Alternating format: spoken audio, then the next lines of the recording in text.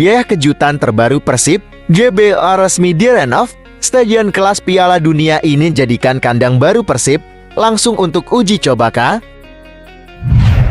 Yes, alhamdulillah. Kabar gembira soal cedera Rahmat Irianto, bobotoh Autolega mendengarnya. Goran Paulik nekat lakukan perombakan luar biasa ini ke tubuh Persib. Caranya bisa bikin semuanya kaget. Pembenci Persib Otto nangis.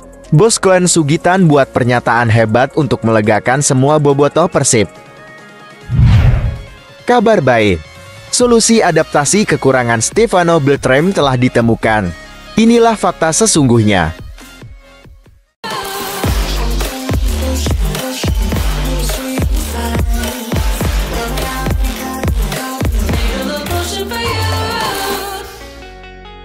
Mohon subscribe channel YouTube ini supaya gak ketinggalan berita Persib Bandung. Ya, kejutan terbaru Persib, GBL resmi direnov. Stadion kelas Piala Dunia ini jadikan kandang baru Persib, langsung untuk uji coba kah? Ini penjelasannya. Rencana renovasi Stadion GBLA membuat Persib kemungkinan harus angkat kaki dan mesti mencari stadion lain untuk menggelar sisa laga kandang di kompetisi Liga 1. Pihak Persib pun sudah mengajukan izin untuk menggunakan Stadion Sijalak Harupat. Kepala Dinas Pemuda dan Olahraga Kabupaten Bandung, Kawaludin, mengakui itu. Pihak Persib dikatakannya telah mengajukan izin untuk menggunakan Sijalak Harupat menjadi home base Pangeran Biru. Kemarin kami menerima surat dari Persib untuk menggunakan Sijalak Harupat.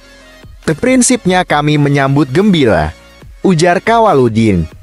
Meski begitu, Pemkab Bandung memberi syarat supaya Persib bisa menggunakan Sijalak Harupat menjadi home base di sisa laga musim ini.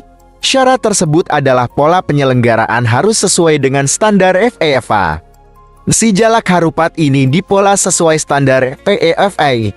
Katanya, dia menjelaskan, kini Stadion Sijalak Harupat tidak lagi menggunakan pagar pembatas antar penonton di area tribun, juga dengan pagar sekeliling yang memisahkan tribun dengan area lapangan. Yes, alhamdulillah. Kabar gembira soal cedera Rahmat Irianto, bobotoh Autolega mendengarnya.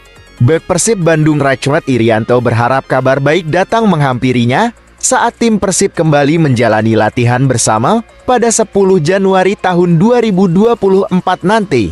Dokter tim Persib, Dr. Raffi Ghani pun menjelaskan kondisi pemain berposisi gelandang tersebut. Menurutnya, memar pada paha kiri Rahmat Irianto disebabkan oleh adanya robek otot. Rian pun mengaku kini kondisinya sudah semakin membaik. Namun dia belum bisa memastikan apakah sudah bisa bergabung dalam sesi latihan tim pada 10 Januari nanti. Kondisi sudah mulai membaik, tapi kejelasan saya untuk berlatih masih menunggu keputusan dokter, karena akan ada pengecekan ulang untuk hamstring saya, kata Rahmat Irianto. Mantan pemain Persebaya Surabaya ini juga belum bisa memastikan apakah akan diturunkan dalam duel Persib melawan Persis Solo pada 4 Februari tahun 2024 nanti. Untuk itu, saya belum bisa memastikan karena yaitu tadi keputusan ada di dokter, tuntasnya. Goran Paulik nekat lakukan perombakan luar biasa ini ke tubuh Persib. Caranya bisa bikin semuanya kaget. Buruknya kinerja Persib dalam melakukan serangan menjadi perhatian serius tim pelatih di masa jeda kompetisi. Lini serang Maung Bandung diharapkan lebih kompak saat menggempur. Menurut asisten pelatih Persib, Goran Paulik, kegagalan Maung Bandung mencetak gol dalam 3 laga terakhir cukup mengherankan. Karena secara materi pemain sebenarnya memiliki banyak pemain dengan kemampuan mencetak gol cukup baik. Persoalannya, kata Goran Paulik, lebih pada kinerja tim. Sebab ketika melakukan serangan, tidak banyak pemain Persib yang berani masuk dan mendekati kotak penalti lawan. Lalu untuk finishing juga tetap menjadi perhatian. Kami punya banyak pemain yang bisa mencetak gol, tapi seperti yang saya katakan sebelumnya, pemain kami harus lebih banyak yang masuk ke kotak penalti, kata Goran Paulik. Sehingga kami harus lebih menyerang dan peka dengan penempatan posisi. Karena bisa dikatakan pemain-pemain lawan sudah tahu kemana Ciro akan bergerak. Kemana Beckham akan bergerak ketika menguasai bola maupun bergerak tanpa bola. Itu yang harus bisa kami perbaiki. Tuntasnya. Pembenci Persib Otto nangis. Bos Glenn Sugitan buat pernyataan hebat untuk melegakan semua bobotoh Persib. Festival WR Persib menjadi momen bos Persib Bandung Glenn T. Sugita menyampaikan hal penting soal pergantian hari jadi tim kebanggaan bobotoh menjadi 5 Januari tahun 1919. Glenn T. Sugita menjelaskan, naskah akademik hari jadi Persib berawal dari keresahan publik, terutama jurnalis dan para pegiat literasi, yang ditangkap oleh tim peneliti. Keresahan publik itu dikomunikasikan dengan PT Persib Bandung bermartabat. Tim peneliti merekomendasikan untuk segera melakukan riset, dan hal itu disetujui Persib, kata Glenn. Dijelaskan, kendati Persib merupakan hasil fusi dua BON, tim peneliti berpendapat hari lahir bisa ditetapkan dari pendirian BON cikal bakal embrio Persib. Mau tanggal berapapun hari lahir Persib, sebenarnya kita tidak ada masalah. Namun, penelitian ini perlu dilakukan karena kita ingin meluruskan dan mencari kebenaran sejarah hari lahir Persib, tegas Glenn Sugita. Kabar baik, solusi adaptasi kekurangan Stefano Beltram telah ditemukan. Inilah fakta sesungguhnya yang menjadi perhatian, di antaranya masih perlunya penguatan di sektor penjaga gawang dan posisi gelandang serang, dua posisi yang mengalami perubahan pada paruh musim.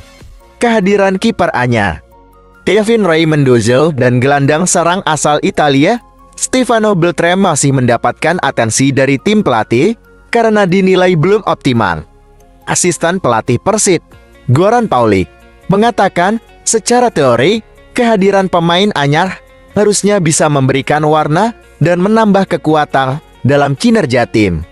Fokus kami juga di masa pramusim dalam jeda ini adalah kami banyak melakukan perubahan di posisi kiper dan nomor 10 yang mana itu adalah posisi krusial di tim. Jadi, bagaimana mengimplementasikan kedua pemain ini untuk menyatu dengan gaya bermain kami, kata Goran Paulik.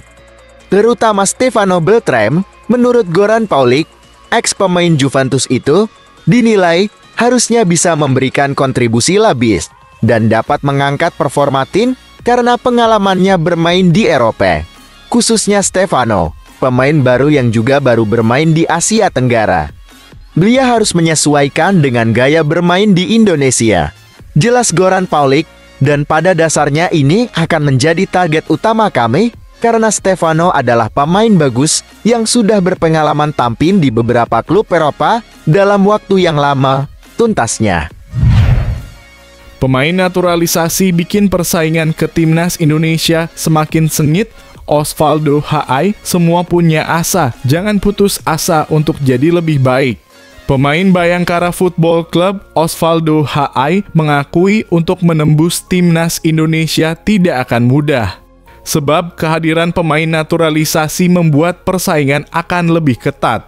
Skuad Garuda untuk Piala Asia 2023 saja diperkuat 7 nama pemain naturalisasi. 7 pemain tersebut yakni Mark Klok, Sandy Walsh, Jordi Amat, Shaina Patinama, Rafael Struijk, Ivar Jenner, dan Justin Hubner.